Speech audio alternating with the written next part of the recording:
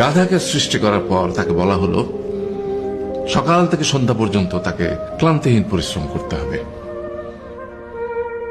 সারা জীবন তাকে পিঠে ভারী বোঝা বইতে হবে, খেতে পাবে শুধু ঘাস, আর তার মাথায় কোনো বুদ্ধি থাকবে না।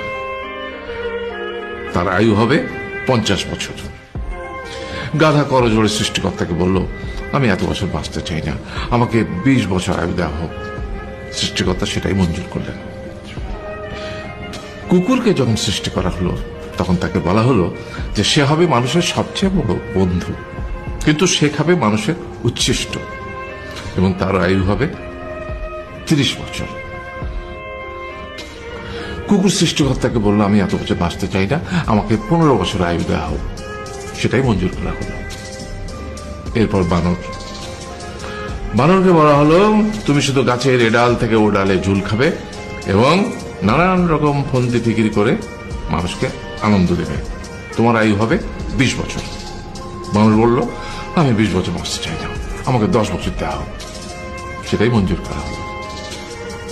এবার এলো পুরুষ মানুষের পালা।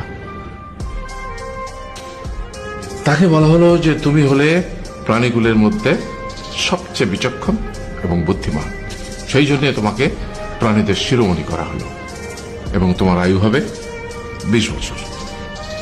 তখন পুরুষ মানুষ বলল, করজোড়ে বলল সৃষ্টিকর্তাকে যে 20 বছর আয়ু অত্যন্ত কম, হে প্রভু, আমাকে ওই গাধার সে যে 30 বছর আয়ু চায়নি সেটা আমাকে দেয়া হোক, ওই যে কুকুর 15 বছর ফিরিয়ে দিয়েছিল সেটাও আমাকে দেয়া হোক, আর যে বানর 10 বছর নেয়নি সেটাও আমাকে দেয়া হোক। 20 বছর অত্যন্ত কম, আমি দীর্ঘদিন বাঁচতে চাই। সৃষ্টিকর্তা সেটাও মঞ্জুর করলেন। তারপর কি হলো? সেই থেকে ছেলেরা পুরুষ মানুষ হিসেবে বাঁচে 20 বছর, তারপরের 30 বছর সংসারের বোঝা পিঠে করে বয়ে বেড়ায়, সেটা কার মতো? গাধার মতো। তারপরের 15 বছর সে তার ছেলে মেয়েরা যা দেয় সেই রকম ঠিক কুকুরের মতো উচ্ছিষ্ট খেয়ে বাঁচে।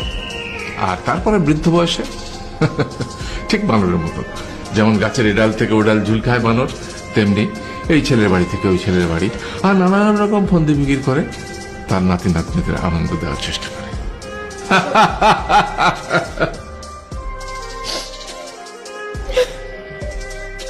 আরে